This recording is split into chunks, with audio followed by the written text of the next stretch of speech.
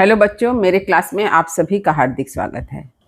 आज मैं आप लोगों के लिए बिहारी के दोहे पाठ से कुछ एमसीक्यू को लेकर उपस्थित हूँ। जो बच्चे वेस्ट बंगाल काउंसिल के अंतर्गत क्लास 11 के फर्स्ट सेमेस्टर में हैं और जिनका फर्स्ट लैंग्वेज हिंदी है, उन्हें कवि बिहारी के 10 दोहे को पढ़ना होता है।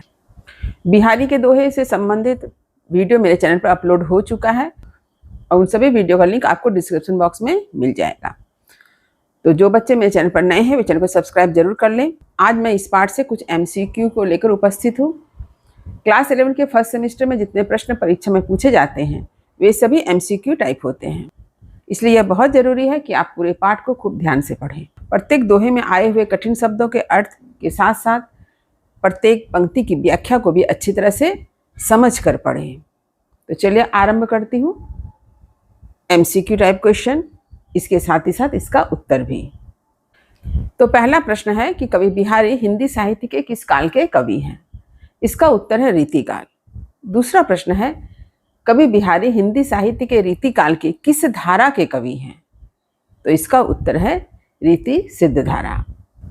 अगला प्रश्न है कवि बिहारी का जन्म कब और कहाँ हुआ था? इसका उत्तर है कि कवि बिहारी जी का जन्म ग्वालियर में संवत 1603 के आसपास हुआ था। अगला प्रश्न है उनके पिता का क्या नाम था? इसका उत्तर है उनके पिता का नाम था केशव राय। अगला प्रश्न है उनके गुरु का क्या नाम था? उनके गुरु का नाम आचार्य केशव दास। कवि बिहारी किस राजा के दरबारी कवि थे? इसका उत्तर है राजा जयसिंह। कवि बिहारी की एकमात्र रचना जिनके कारण उन्हें हिंदी साहित्य में प्रसिद्धि प्राप्त हुई, उनका नाम क्या है? इसका उत्तर है सतसई, जिसके बारे में कहा जाता है कि लगभग 700 दोहे का संग्रह है। और इनके दोहे के बारे में यह भी कहा जाता है कि सतसैया के दोहरे जो नावक के तीर, देखन में चोटन लगे घाव करे गंभीर। इसके साथ ही साथ इनके दोहे को गागर में सागर कहा जाता है। तो अगला प्रश्न है कि हिंदी साहित्य के किस कवि के दोहे को गागर में सागर कहा गया है? तो इसका उत्तर है कवि बिहारी के दोहे। अगला प्रश्न है सतसई की काव्य भाषा क्या है? इसका उत्तर है ब्रजभाषा। अगला प्रश्न है बिहारी सतसई किस प्रकार का काव्य ग्रंथ है? इसका उत्तर है मुक्तक काव्य। अगला प्रश्न है कवि बिहारी के दोहे में किस रस की प्रधानता है? इसका उत्तर है श्रृंगार रस, जिसके अंतर्गत संयोग और वियोग दोनों का वर्णन मिलता है।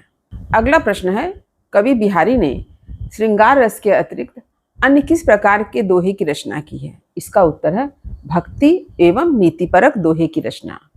यानी कवि बिहारी ने श्रृंगार रस के साथ साथ भक्तिपरक और नीतिपरक दोहे की भी रचना की है।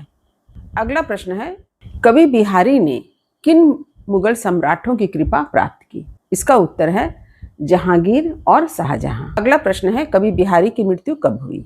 इसका उत्तर है कवि बिहारी की मृत्यु संवत 1720 में हुई। अब तक मैंने जिन प्रश्नों का उल्लेख किया वे सभी प्रश्न कवि बिहारी के व्यक्तित्व और कृतित्व से संबंधित थे। अब मैं इनके दोहे से संबंधित एमसीक्यू की चर्चा कर रही हूँ। तो पहला प्रश्न है कि कवि बिहारी जी ने भव बाधा हरने के लिए किससे प्रार्थना की है? इसका उत्तर है राधा जी से। अगला प्रश्न है देखिए, जातन की झाई परय। यहाँ पर जातन से एक संकेतित पात्र कौन है? इसका उत्तर है राधा जी। अगला प्रश्न है कि राधा के शरीर की परछाई किस पर पड़ती है? इसका उत्तर है श्री कृष्ण पर। अगला प्रश्न है मेरी भव बाधा हरो राधा नागरी सोई, जा तन की झाई परय श्याम हरित दुति होई में कौन सा अलंकार है? तो इसका उत्तर है श्लेष अलंकार।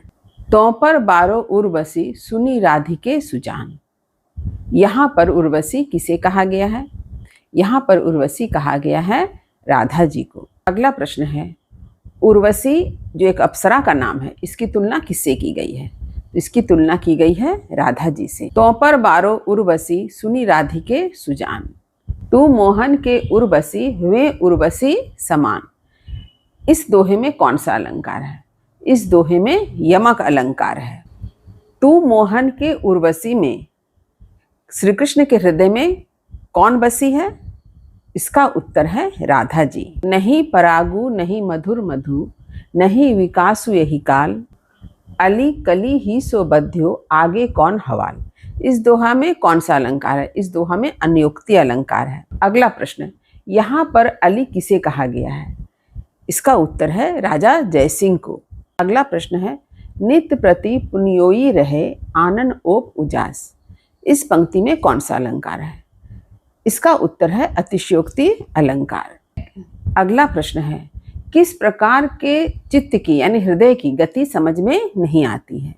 तो इसका उत्तर है जो हृदय ईश्वर के प्रेम में डूबा हो यानी अनुरागी हो, प्रेम से भरा हो, ऐसे हृदय की बात जो है समझ में नहीं आती है। अगला प्रश्न है, कवि का हृदय जितना श्याम रंग में डूबता है उतना ही अधिक उसका रंग कैसा हो जाता है? इसका उत्तर है उज्जवल हो जाता है। अगला प्रश्न देखिए, ज्यों ज्यों बूढ़े श्याम रंग त्यों त्यों उज्ज्वलु हुई। यहाँ पर कौन सा अलंकार है? यहाँ पर विरोधाभास अलंकार है। अगला प्रश्न है, मोहन मूर्ति श्याम की कहाँ बसी हुई है? इसका उत्तर है हृदय में।